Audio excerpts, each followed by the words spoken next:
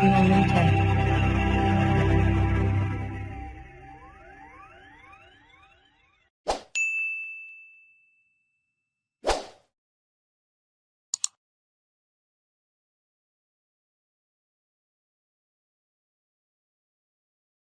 Akkam jirtu hordoftoonni Foorleeteek akkuma beekamu karaa toora kanaa barnoonni garaagaraa afaan Oromootiin kennamaa jira.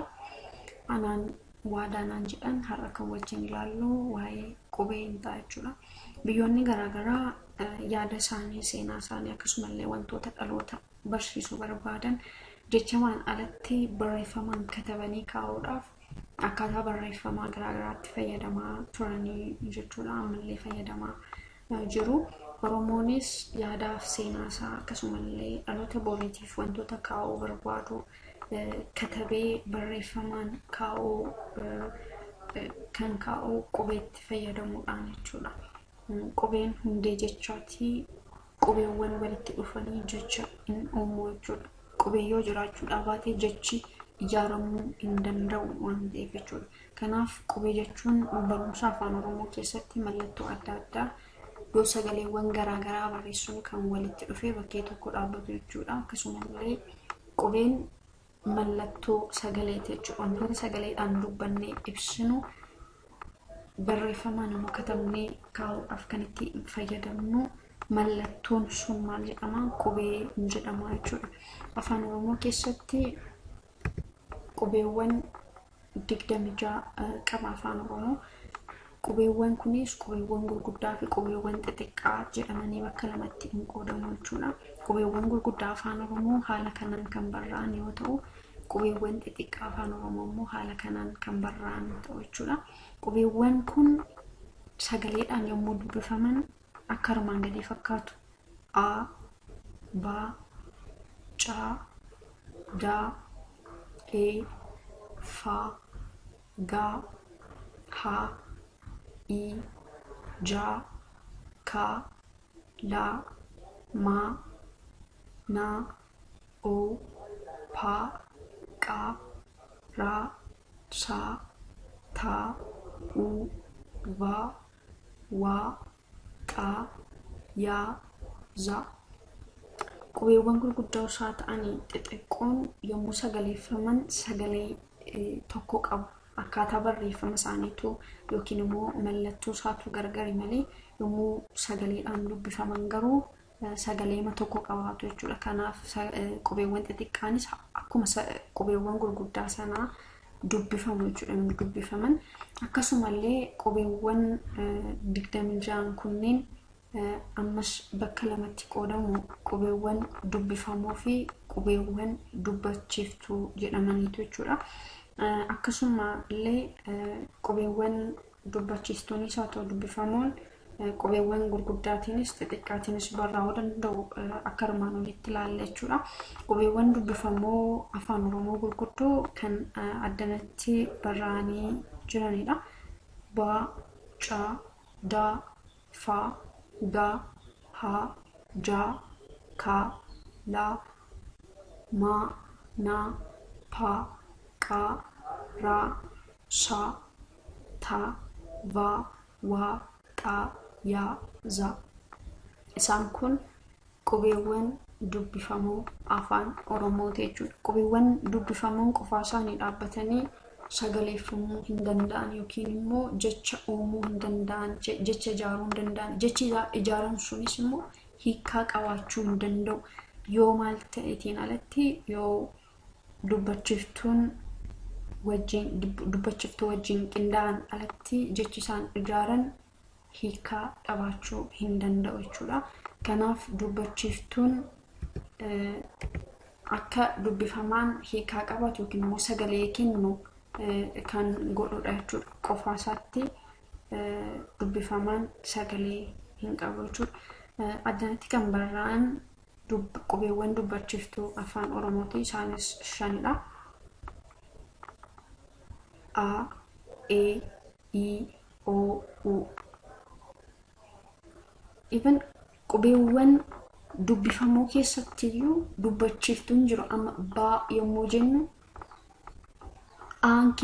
dubbachiiftuun A baa keessa jira jechuudha. akkaataa kanaan yommuu ilaallu duuba deebinee yommuu caa yommuu jennu caa keessatti qubeen dubbachiiftuu a jedhu jira. Fa akkasuma hunda keessatti maaltu jira? Qubeewwan dubbachiiftuun jiru. Qubeewwan dubbifamoo keessatti qubeewwan dubbifamoodhaaf sagalee kan kennan eenyudha? Qubeewwan dubbachiiftuudha jechuudha. Akkasumallee jechi ijaaramu hiikaa akka qabaatu kan kennu even akka dubbifamullee kan gochuu danda'udha. Qubeewwan dubbachiiftuu isaan addanatti agarreedha jechuudha. Kanaaf qubeewwan dubbachiiftuu baay'ee murteessoodha. Fakkeenyaaf addanatti qubeewwan dubbifamoo fi dubbachiiftuu waliin qindaa'anii jiran akkamitti jechi tokko akka dheeratu yookiin akka gabaabbatu gochuu akka danda'an ilaalla. Jechi tokko akka dheeratu yookiin akka gabaabbatu gochuu kan danda'u hamma yookiin immoo lakkoofsa dubbachiiftuu jecha sana keessatti argamudha jechuudha. Wal duraa duubaan yookiin immoo walitti aansee hamma lakkoofsa dubbachiiftuun achi keessatti barraa'u jechi sun dheeraa yookiin immoo gabaabaa akka ta'u murteessaa jechuudha. Fakkeenyaaf kun yommuu dubbifamu ba jedha. Ba, be, bi, bo, bu. Isaan kun amma gabaaboodha.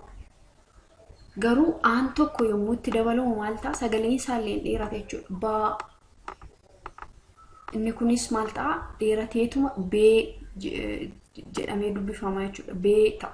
Inni dheerata een tokko yommuu itti dabalamu bii, boo, buu ta'a jechuudha. Kanaafuu maal ta'a?